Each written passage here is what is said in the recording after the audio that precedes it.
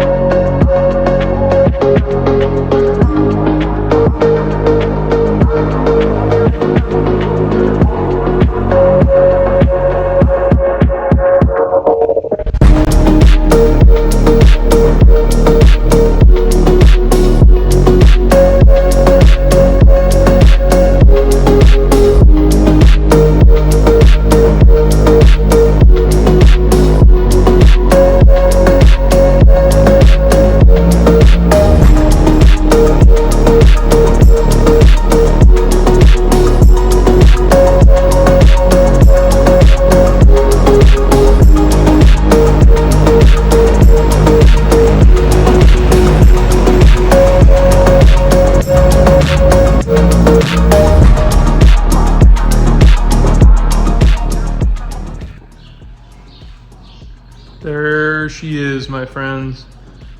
She is done. Finally. It's been a year. There's been times where I hated working on this thing and times I loved it.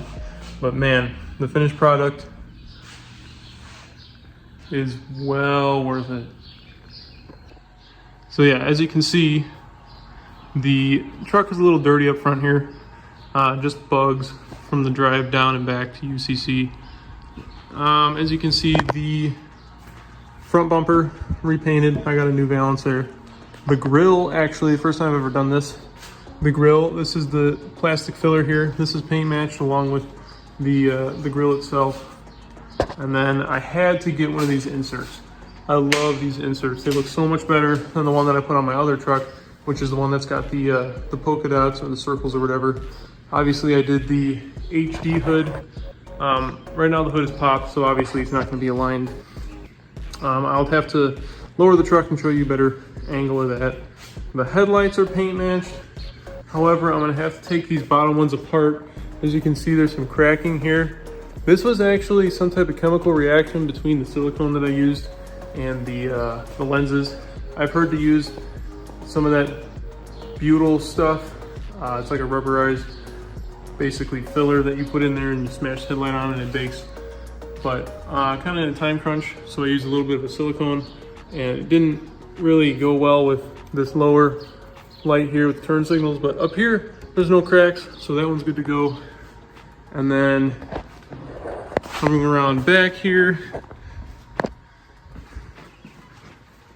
I did the 2015 bumper, and then I obviously paint matched that.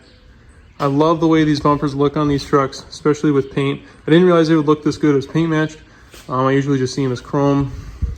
And then this is a GMC, but I use the Chevy taillights.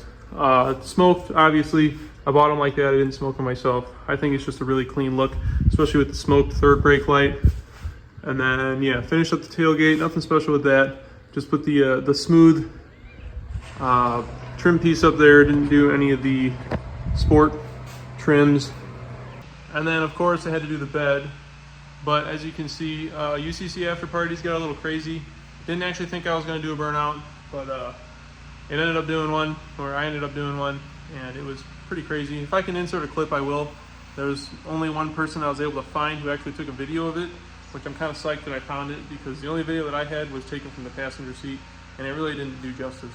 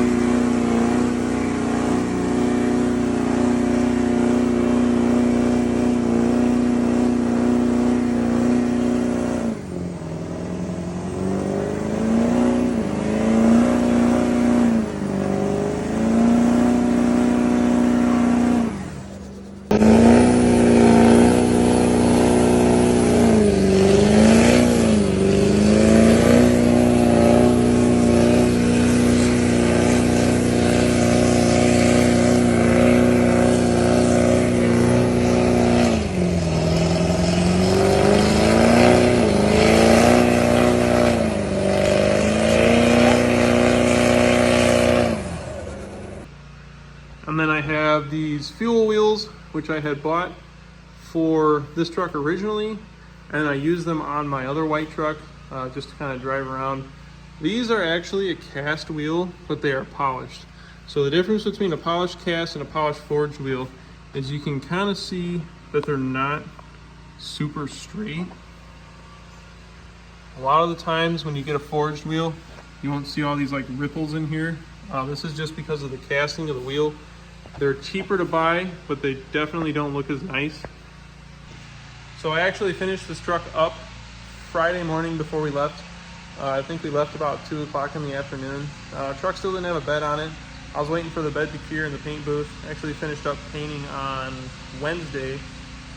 So Friday afternoon we left. I was having fuel pump issues, and I think it's hilarious because Truckmaster is doing the same, basically the same style truck. It's a white extended cab LB7. His is a lot more built. This is kind of the poverty edition, but he was having a lift pump issue with his truck where the dip tube, or I guess the suction tube, was basically sucking the bottom of the tank. All in all, the truck made the maiden voyage. It went down there, it came back. I didn't use a trailer, we didn't rent a trailer. We didn't even bring a trailer. I figured if we brought a trailer, we'd probably have an issue.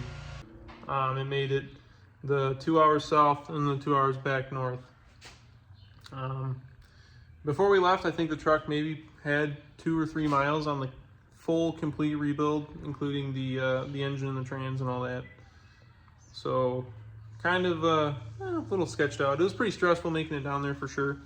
But the reason why it's on the lift right now, not to really show you the undercarriage, which I could do that, but the problem is the pinion seal is leaking.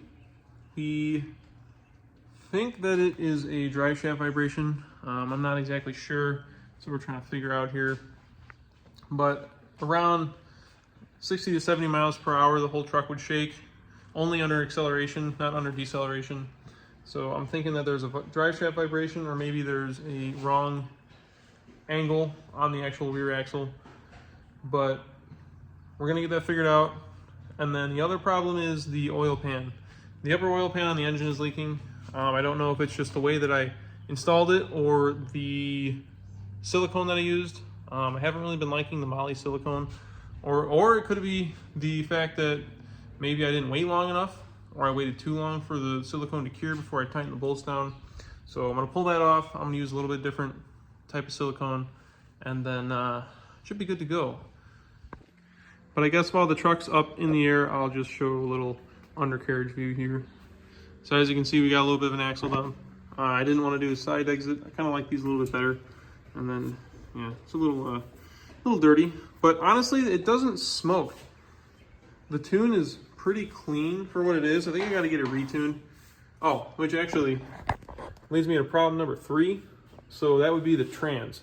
I got to get the trans either recalibrated or the TCM recalibrated, or I got to get it like forced relearn. I can't relearn it through one of those edge monitors or whatever. I actually have to have a real scanner to relearn the transmission, because when you put your foot in it, it does not want to shift. You either have to shift it manually or you got to let off the throttle for it to properly shift. But anyway, here is the rear cross member here. It's not the stock spare tire cross member. Basically just to keep the frame straight. I got the stacked leaves. Rear diff cover. Like I said, Bilstein 5100 shocks. This truck rides very, very well. Very impressed with it, especially for being a 2500. Obviously we went with this is a 4-inch here, not a 5-inch. I like the sounds and the tones of the 4-inch over the 5-inch. And then we got the knuckles and the painted CVs and all that. And then here's the front with all the suspension and stuff. There's a little bit of coolant everywhere. I drained the coolant out of it so I could change one of the hoses. There's actually a pinhole in one of the aluminum hoses that run across the engine. And then here is the oil pan, and it's leaking from right up in here. You can kind of see the little droplet right up there. It's leaking from the upper up there. So we're going to go ahead and pull that off, reseal it, and let it sit overnight. And that should fix it. It better fix it. I'm hoping that I don't have to pull the trans out to pull the rear cover off, but I think the rear cover's all right. It seems to be coming from the little, the spot where the upper pan, the block, and the rear cover meet. All right, I lied. Transmission's coming out. So we got the transfer case out, sitting on the floor right there. And now all I gotta do is disconnect the trans lines, which luckily I have the hydraulic lines there. Take the starter out, pull all the torque converter bolts, and then I can start working on the bell housing. And then after the bell housing's out, trans can get dropped, and we're gonna be probably resealing the rear cover and the lower oil pan just to be safe. Because like I said, it's coming right where everything tees together. So if I reseal the lower oil pan or the upper oil pan and then the rear cover still leaks at that T, I'm gonna be pretty pissed off, because then I'm gonna take the trans back out again and pull it all back apart. So might as well do everything right now as it's coming apart, which means I might have to buy a new rear main, but that's not a big deal. So yeah, stay tuned for this crap. I actually highly recommend rebuilding and restoring the whole truck before you decide to work on it. So honestly, I thought this was kind of gonna suck, but it's not too bad because I don't have crap falling in my eyes, and all the bolts have been touched already, so most of the stuff's nice and easy to get out. Nothing is cross-threading on dirt or clogging the threads or anything like that. So really, I think I can have the trans out in maybe another, I don't know, 30 minutes to an hour, which would give me a complete time of maybe, I don't know, 2 hours or so just to pull the trans out. So really, honestly, it's a quick job. Status check. Trans is out. Here's the flywheel and the flex plate. And there's the oil leak. Actually, it's not on the rear cover, so that means I'm not going to be pulling anything apart on the rear cover. I don't want to do this because then I got to replace the rear main seal, and I don't have a seal setting tool. I borrowed one last time, and I really don't feel like borrowing one again. So I'm actually going to go ahead and buy one just in case I got to do this next time.